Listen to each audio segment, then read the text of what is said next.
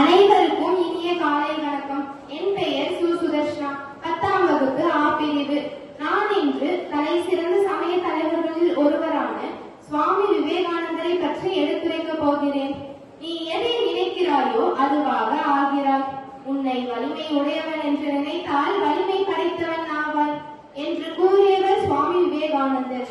நம் நாட்டு விடுதலைக்காக பாடுபட்ட தலைவர்களின் வாழ்க்கை வரலாற்றினை நாம் படிக்கும் போது அந்த தலைவர்கள் அத்தனை பேருக்கும் பின்னணியில் இருந்த உண்மையான உந்து சக்தி யார் என்றால் அவர் வேறு யாரும் இல்லை, சுவாமி விவேகானந்தர் தான்.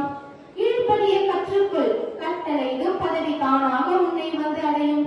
உன்னால் சாதிக்க இயலாத காரியம் என்று எதுவும் இருப்பதாக ஒருபோதும் நினைக்காதே என்று கூறிய சுவாமி விவேகானந்தர் 1863ஆம் ஆண்டு ஜனவரி 12ஆம் தேதி கல்கத்தாவில் பிறந்தார்.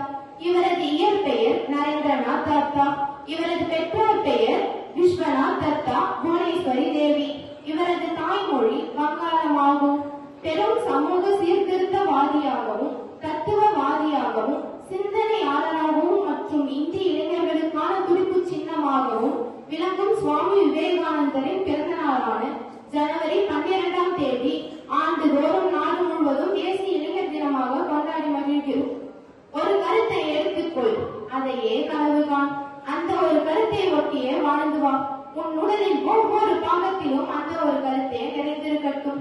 வெற்றிக்கு இதுதான் வழி என்ற விவேகானந்தரின் பொன்மொழிகளை நினைவில் கொண்டு செயல்படுவோம், வாழ்வில் வெற்றி நட்சத்திரமாக திகழ்வோம் என்று கூறி எனது உரையை நிறைவு செய்கிறேன். நன்றி, வணக்கம். Kongunadu matric higher secondary school, Nallipalayam, Namakkal.